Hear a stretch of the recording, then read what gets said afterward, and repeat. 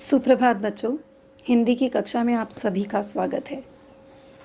आज हम जो पाठ पढ़ने जा रहे हैं वह एक व्यंग्य रचना है और इसे पढ़ते हुए और सुनते हुए हमें बहुत ही मज़ा आने वाला है, क्योंकि इसके जो लेखक हैं वे बहुत ही प्रसिद्ध व्यंग्यकार श्री हरिशंकर परसाई जी हैं।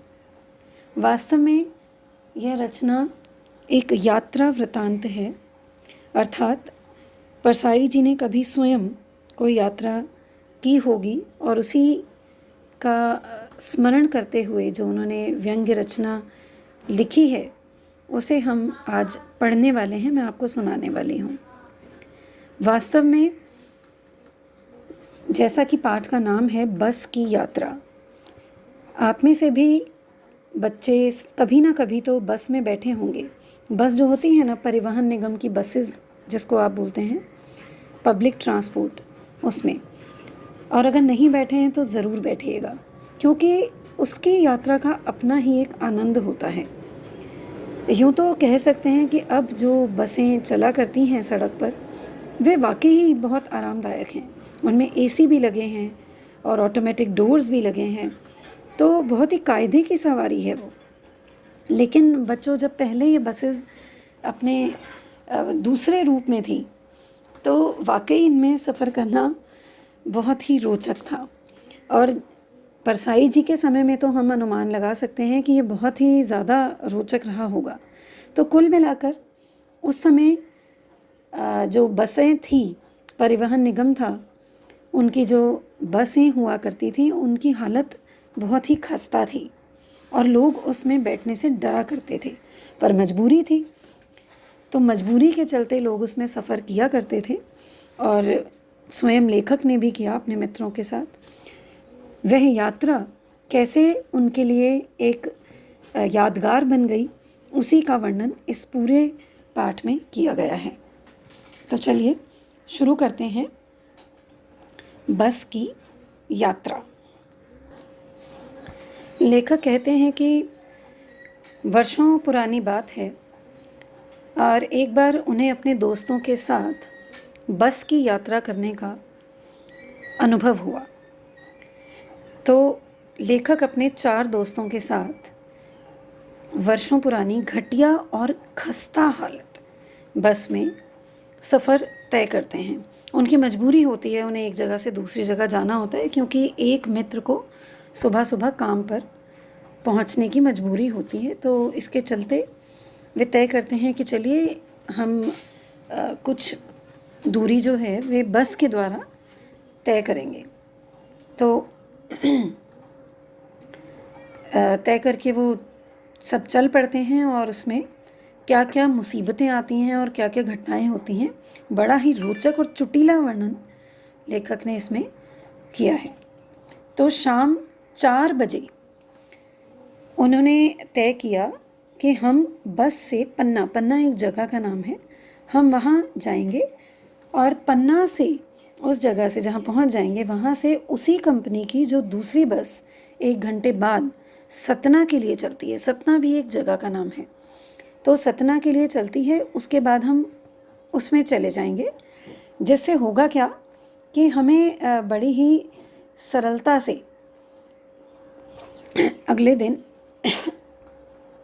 जबलपुर की ट्रेन पकड़ा देगी, अर्थात हम ये दूरी आसानी से तय कर लेंगे। उन्होंने पूरा कार्यक्रम बना लिया जिससे कि हमें जबलपुर की ट्रेन पकड़ने में आसानी हो जाएगी। तो जाना उन्हें जबलपुर था। तो पांचों के पांचों जो मित्र हैं, एक लेखक और बाकी के 4 मित्र, रात भर ट्रेन का सफ़र आराम से तय करेंगे और अपने घर पहुंच जाएंगे सुबह सुबह। और उनके एक मित्र जिन्हें काम पर जाना है वे काम पर चले जाएंगे। तो भाई पांचों ने तय किया और बस की यात्रा करने के लिए एकदम से तैयार हो गए। लेकिन जिस बस से उन्हें पन्ना जाना था, तो उस बस को लेकर बहुत सारे लोग थे जिन्होंने कहा भाई आप ना जाएं तो बेहतर होगा। क्यों? क्योंकि उनका कहना था कि ये जो बस है ना, आपको रास्ते का तो जो डर है सो है, उस समय डाकू होते होंगे, है ना, डाकुओं का डर है, पर ये बस तो खुद ही डाकिन है। अब लेखक और मित्र थोड़ा सा चकराए, पर फिर भी उन्होंने सोचा अरे ऐसे ही कह रहे हैं, देखी जाएगी, हम चलते हैं। तो उन्होंने फैसला कर लिया कि भाई हम तो जाएंगे, और वो लोग बस पर सवार हो गए, उसी बस पर जिसके लिए लोगों ने चेतावनी दी थी कि आप मत जाइए। खैर, बस आती है, और जब बस को वो देखते हैं लेखक और मित्र, तो उसकी हालत देखकर उन्हें लगता है भाई ये बस, ये तो पूजा योग्य है। अर्थात श्रद्धा उमड़ उमड़ कर आती है उनके अंदर से। अब श्रद्धा कब उमड़ती है कि अपने से, ये तो बहुत ही वयोवृद्ध है, वयोवृद्ध एक होता है वृद्ध है, एक है वयोवृद्ध है, मतलब बहुत ही सीनियर है, ये तो बहुत ज़्यादा वृद्ध हो चुकी हैं, इसको रिटायर का भी कोई ऊपर की उपाधि है तो वो दी जानी चाहिए, और रिटायर सेवानिवृत्त किया जाना चाहिए, रिटायर किया जाना चाहिए। पर ये कितनी अच्छी बस है कि बेचारी अभी भी काम कर रही है। तो लेखक के मन में बस के प्रति श्रद्धा के भाव उत्पन्न हो जाते हैं कि हे बस देवी, तुम धन्य हो। कि मन ही मन वो सोचते हैं कि इतनी वृद्धावस्था जब आ चुकी है, मतलब इतनी उम्र पार कर चुकी है ये बस, तो भाई ये अनुभवी भी तो होगी, है ना। तो एक मित्र ने कहा कि बिल्कुल ठीक, ये नई नवेली की तरह नहीं है। नई नवेली मतलब अभी अभी जो आई है, जिसकी शादी हुई है, उसे अनुभव नहीं है कि घर कैसे चलाना है। लेकिन एक जो दादी है, नानी है, उनको बहुत एक्सपीरियंस है, उन्हें अनुभव है। तो आप श्रद्धा रखें, आदर रखें कि हम एक अनुभवी बस के साथ, अनुभवी हाथों में सफ़र करने वाले हैं। तो अपने दिल को, वो कहते हैं ना कि दिल बहलाने को गालिब ख्याल अच्छा है, ऐसा कहते हुए पांचों मित्र बैठते हैं और अपने अपने दिल को समझाते हैं। खैर, उसी बस में, उस कंपनी का, बस की जो कंपनी है उसी का एक हिस्सेदार भी सफ़र कर रहा होता है। और लेखक बड़े ही रोचक ढंग से बताते हैं कि जो लोग उन्हें स्टेशन तक छोड़ने आए थे, बस में चढ़ाने आए थे, विदा करने के लिए आए थे, वे हमें ऐसे देख रहे थे कि मानो हमारी अंतिम विदाई हो रही हो। क्यों? क्योंकि उन्हें लगता था कि पता नहीं भाई ये बस से आप अपनी मंजिल तक पहुंचेंगे कि ऊपर ही पहुंच जाएंगे। बस चलने के लिए जैसे ही इंजन स्टार्ट होता है तो ऐसे लगता है लेखक और उसके मित्रों को कि भाई ये पूरी बस ही जैसे इंजन है, मतलब पूरी बस हिल रही है। उन्हें समझ में नहीं आ रहा कि वे सीट पर बैठे हैं या सीट उन पर बैठी है, मतलब सब हिल रहा है ऐसे कटर कटर कटर कटर। और बस की खस्ता हालत को देखकर उनके मन में विचार आता है कि ज़रूर यह जो बस है ये गांधी जी के असहयोग आंदोलन से जुड़ी हुई होगी। क्यों? क्योंकि इसके सारे जो पुर्जे और इंजन हैं वे एक दूसरे को असहयोग कर रहे हैं। आप सबने अपने पाठ में सोशल स्टडीज़ में पढ़ा होगा ना कि असहयोग आंदोलन, जहाँ पर सबने कहा था कि हम आपसे अब सहयोग नहीं करेंगे, तो एक जना दूसरे से कॉपरेट ही नहीं कर रहा है बिल्कुल।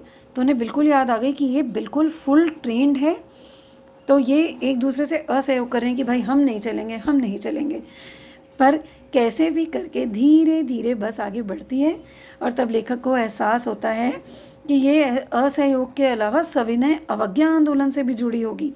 क्योंकि इसे असहयोग करने की और आज्ञा का पालन न करने की खूब ट्रेनिंग मिली हुई है। मतलब ये फुल्ली ट्रेंड है कि ना हम आपसे सहयोग करेंगे एक दूसरे से, ना तो पुर्जे सहयोग कर रहे हैं, ना इंजन कर रहा है, और ना ही ये आज्ञा का पालन कर रहे हैं मालिक की, चलने को तैयार ही नहीं हो रहे हैं।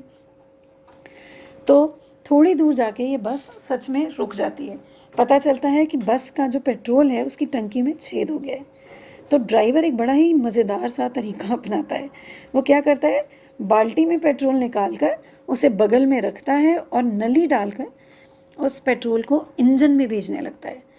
और यह दृश्य देखते देखते, लेखक तो भाई लेखक है, कल्पना करते हैं, तो लेखक को ऐसा लगता है कि मानो थोड़ी ही देर में ये जो कंपनी का हिस्सेदार है, क्यों ये हिस्सेदार है माने ये अभिभावक हुआ, माता हुई, तो ये इस इंजन को निकालेगा बस में से, अपनी गोद में रख लेगा, और उस नली से वो जो पाइप था उसको उसके मुंह पे लगा के उसमें पेट्रोल भेजेगा, जैसे कि एक माता अपने शिशु को दूध पिलाती है।